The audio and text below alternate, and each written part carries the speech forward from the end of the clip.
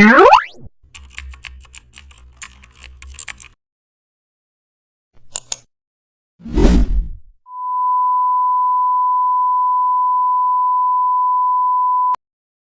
back to the channel. Don't forget to like, share and subscribe for more updates. Today we are explore an amazing topic of Photoshop, how to create AI automation service ad design in Photoshop. Begin with a dark premium AI theme background, then add neon blue and purple shapes to build an intelligent visual base. Insert a futuristic robot icon AI chip shape in the center. Now soften its edge using Gaussian blur to for a tech glow.